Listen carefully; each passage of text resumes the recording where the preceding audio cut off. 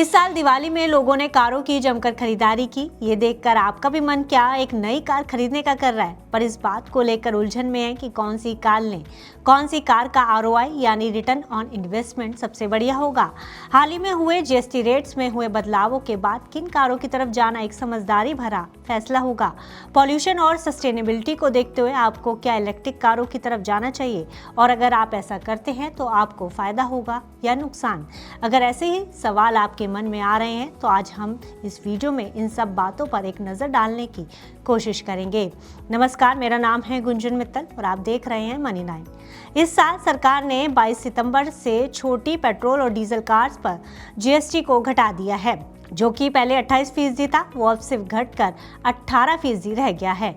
वहीं electric cars पर पहले की तरह 5% का जीएसटी बरकरार रखा गया है। इस जीएसटी रिवैम्प की वजह से कुछ गाड़ियां लगभग 2 लाख रुपए तक सस्ती हो गई हैं, जिसकी वजह से जो बायर पेट्रोल कार से हटकर ईवी में शिफ्ट होने की सोच रहे थे, उनके दिमाग में एक कंफ्यूजन आ गया है कि क्या अब भी ईवी लेना एक सही डिसीजन होगा या फिर अब पेट्रोल कार पर वापस जाया जा सकता है। अब इसको देखने के दो नजरिए हो सकते हैं, एक मॉनेटरी और दूसरा एनवायरमेंटल। पहले बात करते हैं मॉनेटरी फैक्टर्स पर। इलेक्ट्रिक कार्स चलाने में सस्ती होती है क्योंकि इलेक्ट्रिसिटी का कॉस्ट पेट्रोल या डीजल से बहुत कम होता है, लेकिन ईवी की प्रॉब्लम है कि इसका इनिशियल प्राइस पेट्रोल डीजल कारों के मुकाबले थोड़ा ज्यादा होता है। यानी जब आप कार खरीदते हैं तो अपफ्रंट कॉस्ट पड़ जाती है। तो अब सवाल ये कि क्या रनिंग कॉस्ट की बचत उस एक्स्ट्रा प्राइस को कवर कर पाती है या नहीं। जवाब है डिपेंड करता है आपकी ड्राइविंग पर। अगर आप डेली ज्यादा ड्राइव करते हैं तो ईवी फायदे में रहती है, लेकिन अगर आपकी डेली रनिंग बहुत ज्यादा कम है तो ईवी में पैसा लगाना घाटे का सौदा साबित हो सकता है। हम ऐसा क्यों कह रहे हैं, इसे एक एग्जाम्पल से समझने की कोशिश करते हैं। अगर छोटी कारों के सेगमेंट पर बात करें तो मुंबई में मारुति स्विफ्ट की ऑन रोड प्राइस है करीब 6.77 लाख रुपए। वहीं टाटा टियागो ईवी की है 8.33 लाख रुपए। अगर दोनों को लोन पर लें तो स्विफ्ट करीब 8 लाख और टियागो ईवी लगभग 9.9 लाख की पड़ती है। अब मान लीजिए कि आप रोज 30 किलोमीटर ड्राइव करते हैं, हफ्ते में 5 दिन यानी 150 किलोमीटर पर वीक। अगर आप घर पर चार्जिंग करते हैं तो 8 रुपए पर यूनिट बिजली से, तो टियागो ईवी की रनिंग कॉस्ट पड़ती है सिर्फ 0.61 पर किलोमीटर, यानी पूरे साल में लगभग 5,000 रुपए। वहीं पेट्रोल स्विफ्ट अगर 100 रुपए प्रति लीटर के हिसाब से चले तो और 20 किलोमीटर माइलेज दे तो साल का खर्च आता है लगभग 40,000 रुपए। यानी ईवी से हर साल 35,000 रुपए की बचत होगी, लेकिन ईवी और पेट्रोल की कीमत में 1.5 से 2 लाख रुपए का फर्क है, जिसे रिकवर करने में 5 से 6 साल लग सकते हैं। लेकिन अगर आपकी ड्राइविंग ज़्यादा है, मान लीजिए 600 किलोमीटर पर वीक, तो हर साल फ्यूल बचत लगभग 1.25 लाख रुपए तक पहुंच जाता है। ऐसे में ईवी की एक्स्ट्रा कॉस्ट सिर्फ 2 साल में ही पूरी हो जाएगी।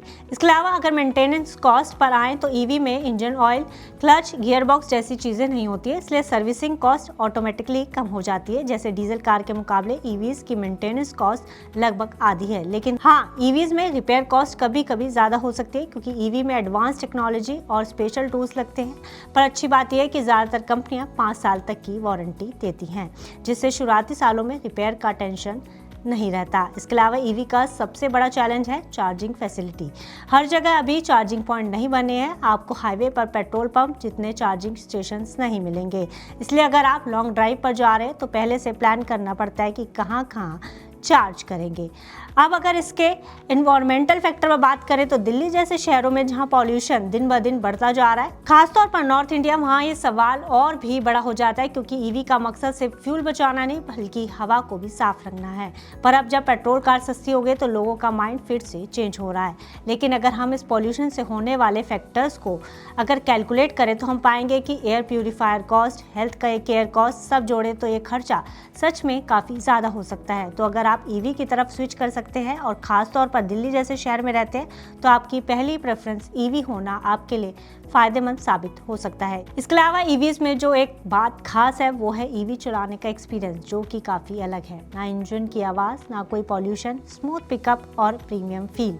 आज इंडिया में करीब 20 से ज़्यादा इलेक्ट्रिक कार मॉडल्स मार्केट में आ चुके हैं। धीरे धीरे ईवी सेगमेंट ग्रो कर रहा है और अगर आपके पास होम चार्जिंग सेटअप है, डेली रनिंग ज़्यादा है और आप फ्यूचर सेविंग सोच रहे हैं तो शायद अब टाइम आ गया है फ्यूल फिलिंग से कार चार्जिंग की तरफ बढ़ने का। बाकी लॉन्ग रनिंग के लिए ईवीज ठीक इलेक्ट्रिक है ही, पर अगर बिगर पिक्चर देखें तो ईवीज हर लिहाज से एक फ्यूचरिस्टिक चॉइस है।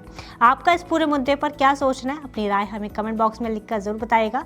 साथ ही ऐसी ही और पर्सनल फाइनेंस और गवर्नमेंट पॉलिसी और बिजनेस से जुड़ी खबरों के लिए आप देखते रहिए मनी 9। ग्लोबल संकेतों के दम पर कैसे खुलेंगे हमारे बाजार, क्या कह रही हैं खबरें और ब्रोकरेज रिपोर्ट्स, किन शेयरों में बनेगा पैसा, बाजार खुलने के बाद क्या खरीदें, किन शेयरों को करें पोर्टफोलियो से बाहर, कैसा रहा बाजार का दिन भर का कारोबार, कैसे तैयार करें कल के बाजार की स्ट्रैटेजी, इन सब सवालों के जवाब जानिए मेरे साथ ओपनिंग बज और क्लोजिंग बज में इन वक्त पर सिर्फ मनी 9।